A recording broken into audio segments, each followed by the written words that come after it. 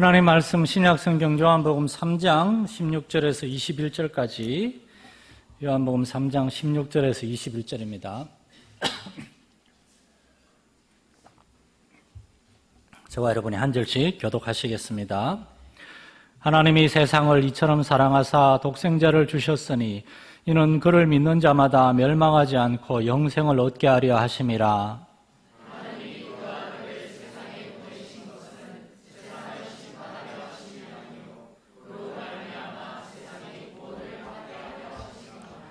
그를 믿는 자는 심판을 받지 아니하는 것이요 믿지 아니하는 자는 하나님의 독생자 이름을 믿지 아니하므로 벌써 심판을 받은 것이니라.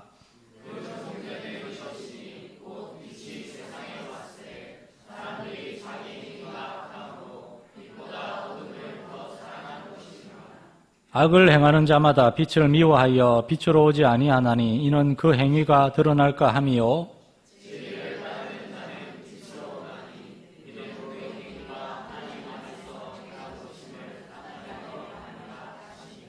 아멘. 할렐루야. 예배 오신 여러분 환영합니다. 요한복음 3장 16절을 중심으로 기독교 구원이라는 이 메시지를 계속 상고하고 있습니다. 이것을 가리켜서 교리라고 합니다. 교리. 교리는 성경의 핵심이 되는 가르침 또는 메시지를 말합니다. 아마도 많은 성도들은 신앙 체험을 하기를 원할 거예요. 하나님의 살아계심을 체험하고 기도응답을 체험하고 병고침과 어떤 회심의 체험. 그러나 이 모든 체험들은 올바른 성경 교리를 따라서 오는 겁니다. 만약 하나님 말씀에 대한 올바른 성경 교리에 대한 올바른 지식이 없이 아는 게 없이 체험을 하게 되면은 체험 중심의 신앙을 하게 되면은 하나님의 말씀을 무시하게 됩니다.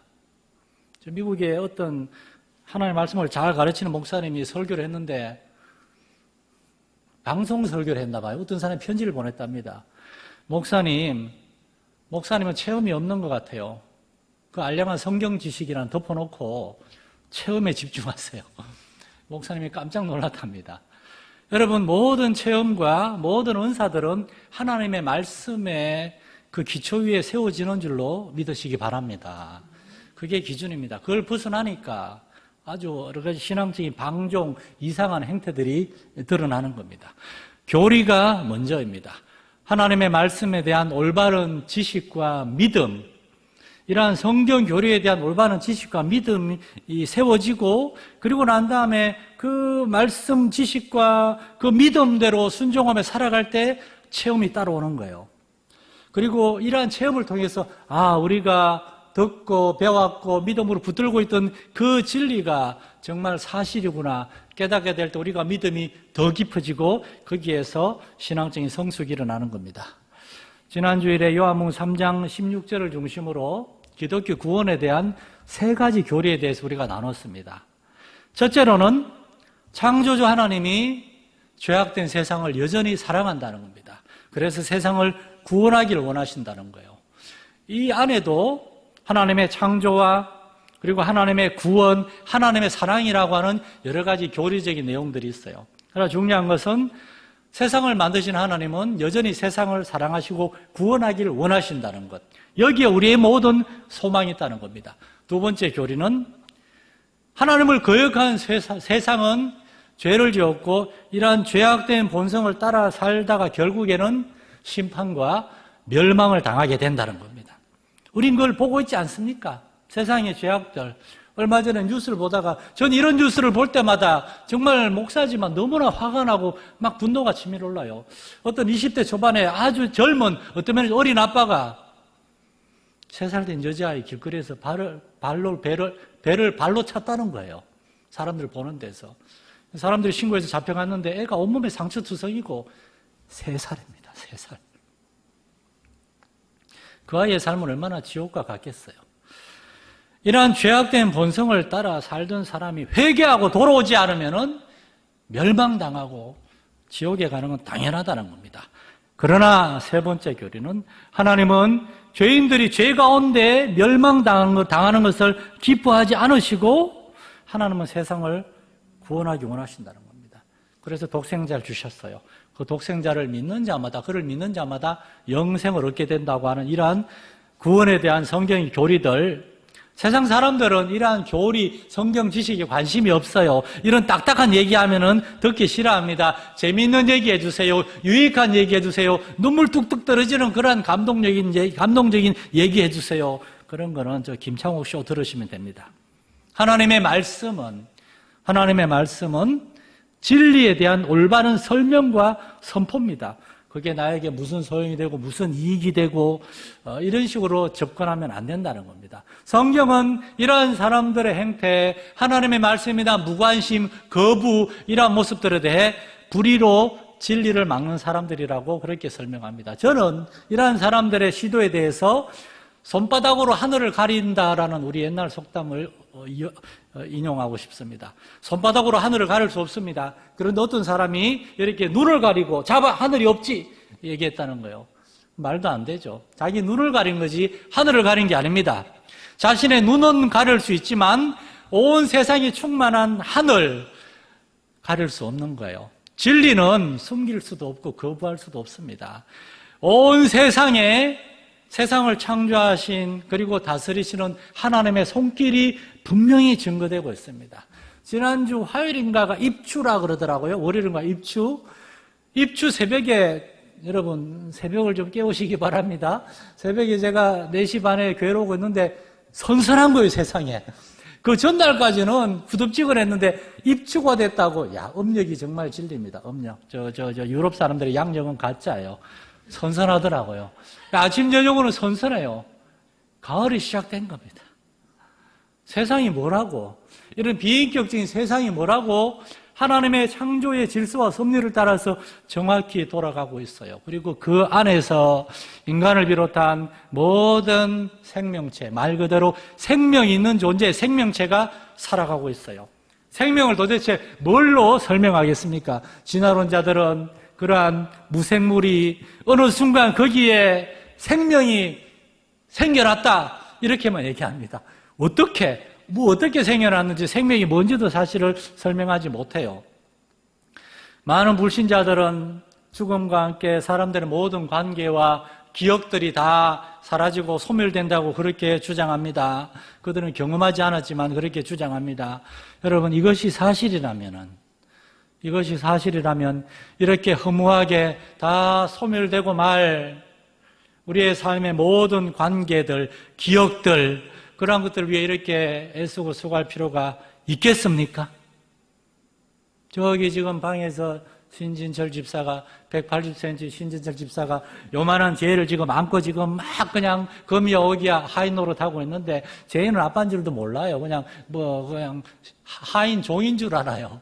이 아기를 생명이 하나님이 주신 생명, 나의 자녀 생명을 위해 우리가 수고하고 했습니다. 우리의 믿음의 형제와 자매들이 어려움을 겪었을 때 옛날에는 몰랐어요. 그런데 한 지역 교회에서 우리가 하나님의 가족이 되었다는 걸 알게 되었을 때 이제 그들의 아픔과 고통과 그들의 눈물이 이제 나의 아픔과 고통과 눈물이 되어서 같이 기도하고 저녁마다 현수막 저기 있는데 저녁마다 기도하고 매달리는 그 이유, 아무 의미가 없는 겁니까, 여러분?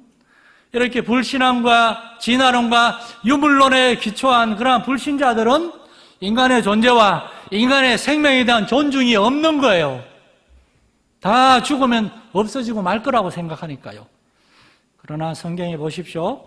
예수님이 친히 말씀하신 부자와 나사로의 비유에서 부자와 나사로가 다 죽어서 그들이 어디에 갔습니까? 부자는 음부에서 고통을 당하고 있고 나사로는 아브라함의 품에 안겨 있다고 그래요. 아브라함은 예수님 당시를 기준으로 2000 몇 년 전에 이미 죽은 사람인데 아브라함이 나사로를 맞이해서 나사로를 위로하고 안아주고 그리고 나사로가 이렇게 얘기합니다. 아브라함이 이렇게 얘기합니다. 아브라함이 이르되 죽은 존재인 아브라함이 말을 합니다. 부자에게 너는 살았을 때 좋은 것을 받았고 나사로는 고난을 받았으니 이것을 기억하라. 살아있는 존재가 지금 죽어 있는데 여전히 인격과 그의 말과 의사소통이 가능하다는 겁니다. 만약에 여러분 중에라도 혹시라도 죽은 후에 그러한 삶과 존재에 대해서 나는 못 믿겠다, 난 인정할 수 없다라고 하는 분이 있다면 할 수 없어요. 그러나 그러한 시도는 손바닥으로 하늘을 가리는 겁니다. 우리 예수님이 분명히 말씀하십니다. 오늘 15절 말씀에 이는 그를 믿는 자마다 영생을 얻게 하려 하심이라. 16절에는 이는 그를 믿는 자마다 멸망하지 않고 영생을 얻게 하려 하심이라. 예수님은 반복해서 영생, 영원한 생명에 대해 얘기합니다. 우리 이 육체의 장막을 떠난 이후에 계속되는 영원한 생명과 삶이 있다는 겁니다. 그때 우리는 하나님이 예비하신 영원한 생명으로 들어가게 됩니다.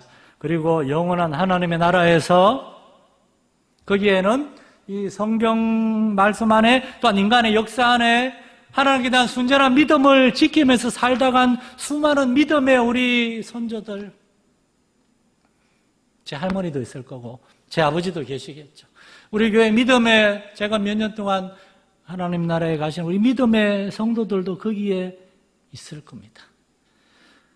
제가 목회하고 설교하면서 가르치고 양육한 그러한 사람들이 믿음을 지키다가 마침내 그 나라에 들어가서 그 성도들이 기다리고 있을 것이고, 그리고 우리가 먼저 가 있다가 우리는 나중에 우리가 가르쳐주고 우리가 생명을 주고 가르치고 양육한 우리의 자녀들이 때가 되면 거기 오게 될 기다리면서 그 나라에서는 이제 이 육체의 가족을 넘어서는 우리 믿음의 가족들이 전부 다 가족이 돼가지고 여러분이 여러분의 자녀들을, 가족들을 사랑하는 그 놀라운 친밀한 사랑으로 우리가 사랑하면서 하나님의 나라에서 영원한 삶을 살게 될 줄로 믿으시기 바랍니다. 우린 그걸 믿고 그걸 바라보는 사람들입니다. 우리는 이 세상의 보물이 전부인 것처럼 이 세상만을 추구하고 살아가는 사람들이 아닙니다. 세상 보물을 위하여도 우리는 열심히 일해요. 그러나 그것과의 관계에서는 부유한데 하나님과의 관계에서 너무나 가난한 사람이 우리는 되기를 원하지 않습니다. 그래서 우리는 하나님 나라의 관점에서 모든 결정을 내리고 나의 뜻과 세상 사람들의 뜻이 아니라 하나님의 뜻을 생각하면서 이 세상에서 하나님 나라의 삶을 살기 원하고, 결국에 우리는 요한 웨슬리 목사님이 얘기한 그 하늘 가는 밝은 길을 향하여 우리는 어제도 걸었고 오늘도 걷고 있고 내일도 걸어가게 될 것입니다. 이것이 바로 너무나도 분명한 성경의 가르침, 구원과 영생에 대한 가르침입니다. 창조주 하나님의 구원의 은혜로 말미암아 죄인 된 우리가 하나님께로 돌아올 수 있다는 겁니다. 이를 위해서 하나님 우리에게 독생자를 줬어요. 독생자를 보내셨어요. 그러므로 오늘 여러분 이 진리들을 여러분의 마음에 잘 새길 수 있기를 바랍니다. 하나님의 창조와 구원을 통한 하나님의 그 사랑, 하나님이 여러분을 참으로 사랑하고 있다는 것을 여러분 아시기 바랍니다. 그 전능하신 하나님, 여러분을 사랑하는 하나님, 온 우주와 만물의 주인이 되신 하나님을 알고 그 하나님과 올바른 교제를 매일매일 그 교제 안에 살아가는 삶을 살 수 있기를 바랍니다. 독생자 예수 그리스도를 통하여 우리가 영원한 심판과 멸망에서 영원한 생명과 구원을 얻었으니 이제 우리는 이 세상만을 위해서가 아니라 하나님의 나라를 위하여 살아갈 수 있기를 축원합니다. 그래서 우리의 삶에서 가장 중요하고 가장 우선적인 것이 우리 자신이나 이 세상에 속한 것이 아니라 나를 위해 자기 몸을 버리신 하나님의 아들, 그 아들을 보내주신 하나님의 뜻, 하나님의 나라, 그것이 우리의 삶의 기준이요, 척도요, 우선순위가 될 수 있기를 축원합니다. 니고데모가 이러한 갈급함을 가지고 예수님께 나왔어요. 나이가 적어도 50세가 넘는 중년의 유대인 지도자요, 바리새인이요, 그리고 사회적으로는 부자였어요. 돈도 많은 사람이었어요. 부족할 게 없는 사람이었어요. 그런데 니고데모는 예수라는 한 젊은 사람을 바라보면서 저분에게 나에게 없는 것이 있다. 저분은 하나님을 아는 사람이다. 저분은 하나님에게서 온 사람이다. 니고데모는 나는 하나님에 대해 잘 모르는구나. 나는 하나님과의 관계에 있어서 굉장히 죽어 있는 그러한 삶을 살고 있구나. 그것을 깨닫고 하나님에 대해 알려고 나왔어요. 오늘날 세상에도 아마 어쩌면 오늘날 교회 안에도 니고데모와 같은 사람들이 있을 수 있습니다. 오랫동안 교회를 다니지만 하나님에 대해 잘 몰라요. 그동안 하나님에 대해 큰 관심이 없었어요. 그러나 시간이 지나면 지날수록 하나님에 대해 알아야만 되겠다는 그런 갈급함이 있어요. 하나님을 알고 싶어요. 참으로 내가 나중에 육체의 장막을 떠난 다음에 내가 하나님의 나라와 영원한 생명에 들어갈 수 있는지 내가 잘 모르겠다, 내가 확신을 못하겠다 하는 그러한 사람들이 있을 수 있어요. 우리는 하나님 앞에서 겸손하고 정직해야 됩니다. 니고데모는 우리는 당신이 하나님께서 온 줄 압니다라고 얘기했어요. 니고데모 말고 많은 바리새인들이 그렇게 생각하고 있었다는 거예요. 그런데 한밤중에 예수님을 찾아와서 젊은 예수님 앞에서 겸손하게 하나님에 대해 알고 싶습니다라고 얘기한 사람은 니고데모밖에 없었어요.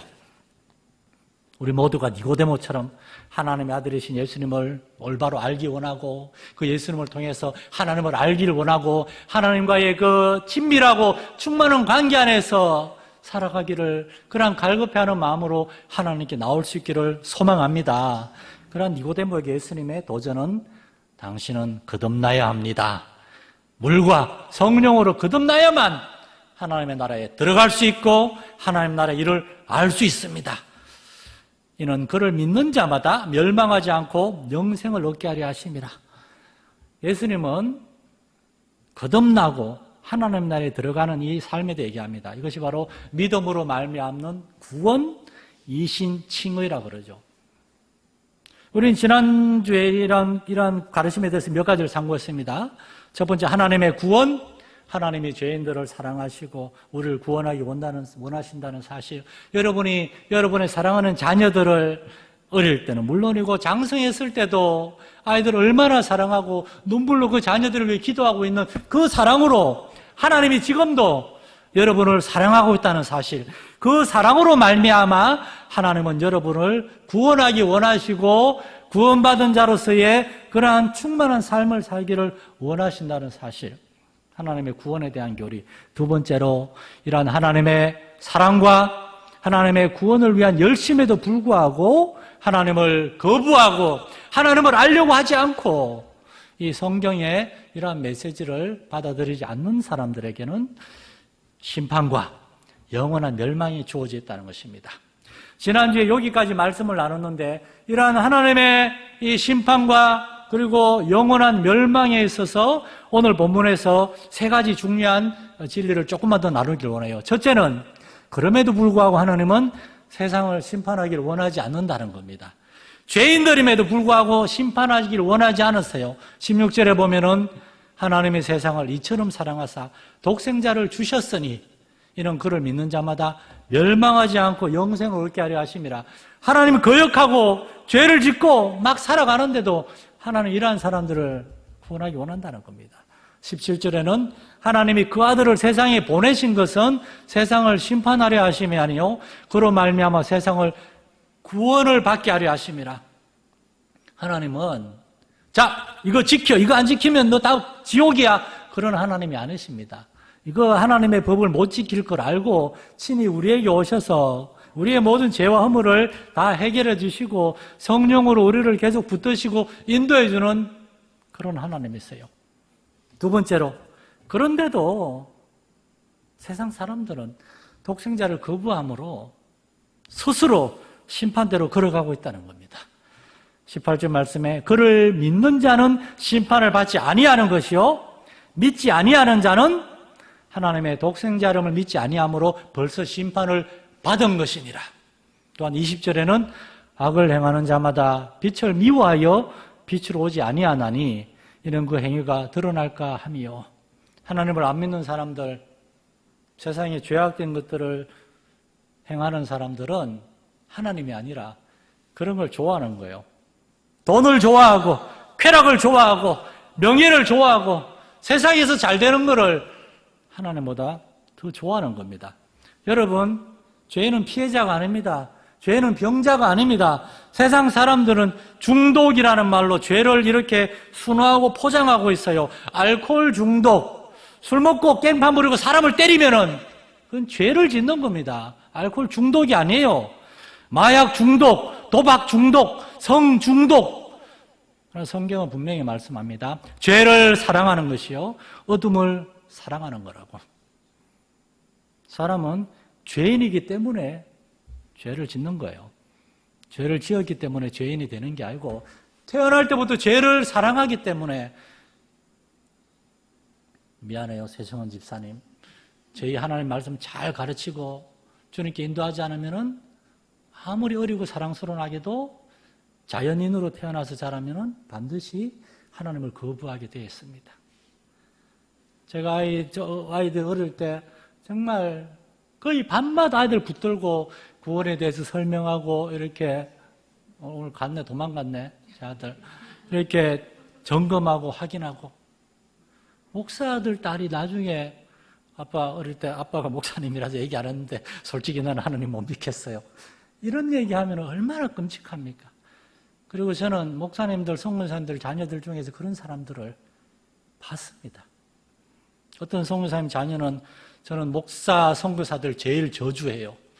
그런 딸내미도 있었고. 여러분, 죄인은 태어날 때부터 죄인입니다. 죄인은 스스로 죄와 악을 선택하게 될 것입니다. 그런데 세 번째 진리는 해결책이 있다는 겁니다. 하나님은 그런 우리를 그냥 두지 않으세요. 하나님은 찾아오십니다. 찾아오세요. 그 방법이 뭐냐? 독생자를 주신 겁니다. 이것이 바로 오늘 우리가 세 번째로 잠깐 상고하고자 하는 하나님이 독생자를 주셨다는 교리인데 16절과 17절에 두 가지 단어를 우리가 조금 주목하길 원합니다. 16절에 보면은 하나님이 세상을 이처럼 사랑하사 독생자를 주셨으니라고 얘기합니다. 그런데 17절에는 하나님이 그 아들을 세상에 보내셨다라고 얘기합니다. 왜 16절과 17절에 독생자를 주셨다, 보냈다, 두 가지 얘기를 하는가? 이것이 예수님이 우리에게 오신 의미, 두 가지 의미를 설명하고 있기 때문입니다. 첫째로, 하나님은 죄인들을 위해서 독생자를 줬어요. 다른 말로 하면 죄인들을 위해서 독생자를 버렸어요. 하나님의 아들과 죄인들이 있는데 하나님은 죄인들을 구원하시기 위해서 아들을 포기했습니다. 버렸어요. He gave His only Son입니다. 하나님의 아들을 주고 마귀에게 주고 마귀의 자녀가 된 우리를 사셨어요. 그것이 바로 우리가 값으로 사신 바 됐다는 겁니다. 우리를 사기 위해서 예수님을 주신 겁니다. 우리는 마귀의 자녀였고 마귀의 종들이었는데 우리를 다시 사기 위해서, 구원은 공짜가 아닙니다. 값 없습니다. 우리가 지불할 수 없는 엄청난 값이기 때문에 우리가 아니라 하나님이 예수님을 지불하시고 우리를 사신 겁니다. 그래서 이 진리를 깨닫는 많은 믿음의 사람들은 하나님 앞에 빈손 들고 앞에가 엎드려 울면서 이렇게 기도하며 질문한 겁니다. 도대체 왜 날 사랑하십니까? 왜 날 위해서 그렇게까지 하십니까? 우리가 뭐길래, 도대체 우리가 뭐길래 하나님의 독생자를 그렇게 주신 겁니까? 예. 하나님이 예수님을 버리셨기 때문에 예수님은 겟세마네 십자가 위에서 엘리 엘리 라마 사박다니, 나의 하나님 왜 나를 버리십니까? 십자가는 하나님의 버림을 받고 죄인으로서 모든 죄를 짊어지고 저주받고 멸망당하는 그런 자리거든요. 여러분은 그 무언가를 위해서 또는 누군가를 위해서 여러분의 아들, 딸을 버릴 수 있습니까? 저는 이 말씀을 상상하면서 제 아들, 제 딸을 머릿속에 상상했는데 상상하는 것만으로도 괴롭더라고요. 어린이는 절대 그렇게 할 수 없습니다. 너무나 사랑하니까. 하나님 차라리 제 생명을 아마 우리는 이렇게 얘기하겠죠. 그런데 이사야 53장 6절에서는 우리는 다 양 같아서 그릇 행하여 각기 제 길로 갔거늘 여호와께서는 우리 모두의 죄악을 그에게 담당시키셨도다. 그에게 담당시키셨다는 이 말씀을 쉽게 번역하면 그에게 지우셨도다. 우리의 모든 죄의 짐을 예수님에게 지우셨습니다.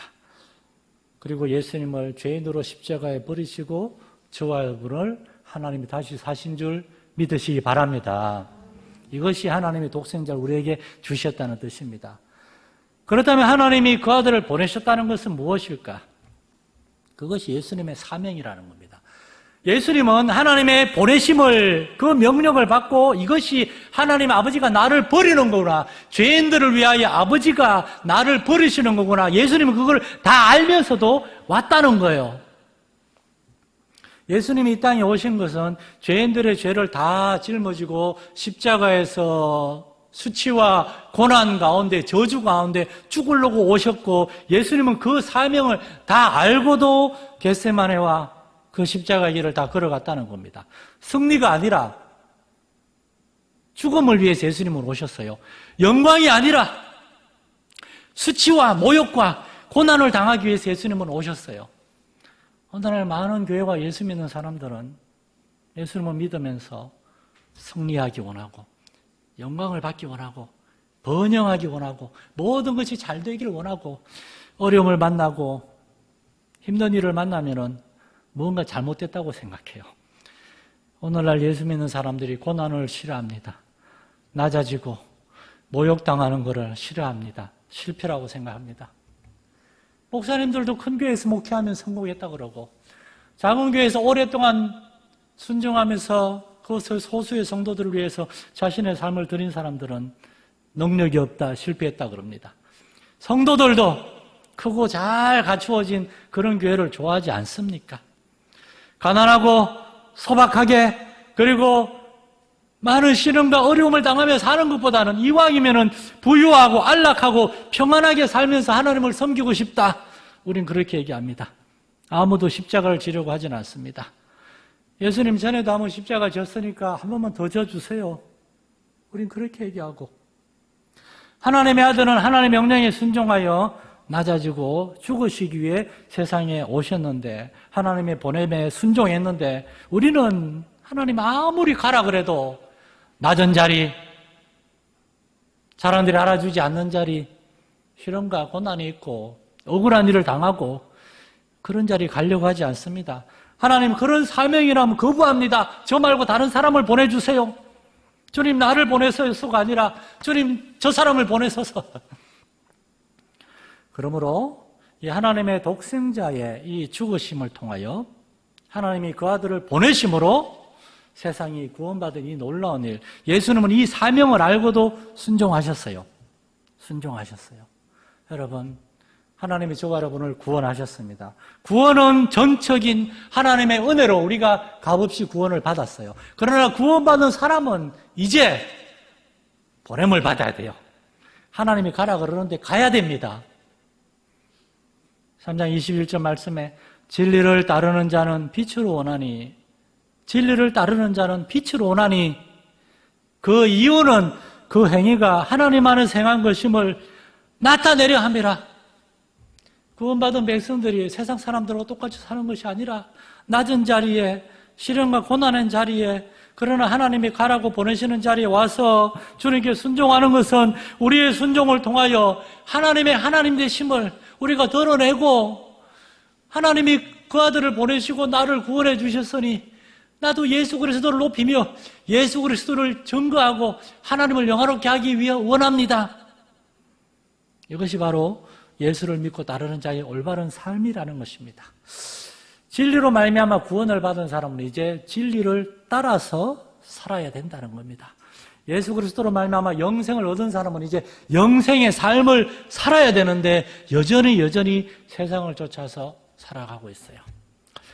요한 웨슬리 목사님이 6살 때 그 아버지가 목사님이었어요. 그 목사님 사택에 불이 났다 그래요. 요한 웨슬리 목사님의 자녀들이, 그 아버지 어머니, 그 사무엘, 수잔나 웨슬리 그 목사님의 자녀들이 17명이었어요. 웨슬리 형제들이 17명이었어요. 그래서 급하게 16명을 챙겼는데 막 세리다 보니까 아무리 세려도 16밖에 없는 거예요. 6살 요한 웨슬리. 요한 웨슬리는 16번째입니다. 그 동생 찰스 웨슬리가 17번째.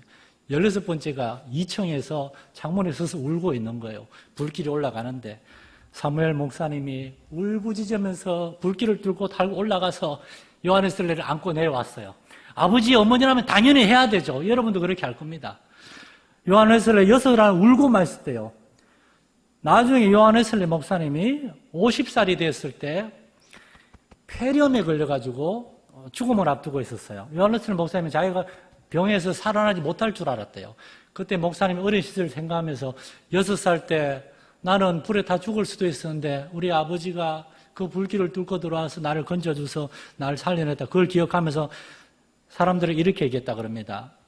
이 병으로 내가 죽으면은 나의 묘비에 이렇게 써주세요.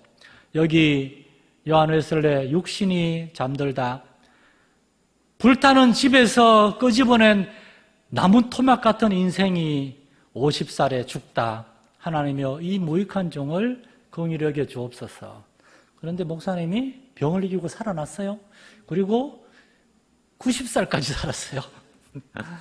그래서 요한 웨슬리 목사님 평생 동안 나는 타는 불에서 끄집어낸 나무 토막에 불과한데 하나님이 나에게 생명을 주셨으니 나는 내 생명을 다 바쳐서 예수 그리스도를 증거하고 드러내는 그런 불붙은 나무 토막이 되겠어. 요한 웨슬리 사도 바울 선생님도 사도행전 20장 24절에서 내가 달려갈 길과 주 예수께 받은 사명, 하나님이 나를 보내신 이유, 곧 하나님의 은혜의 복음을 증거하는 일을 마치려 하면은 나의 생명도 조금 더 귀한 것으로 여기지 아니하노라. 여러분, 하나님 우리를 구원하셨고 이제 우리를 보내기를 원하십니다. 그러므로 우리는 이제 우리를 위해 이 땅에 오신 독생자 예수 그리스도를 증거하고 그 예수 그리스도를 보내신 하나님의 은혜와 사랑을 증거할 수 있는, 하나님의 구원과 영생에 대해 증거할 수 있는 저와 여러분 될 수 있기를 간절히 소망합니다.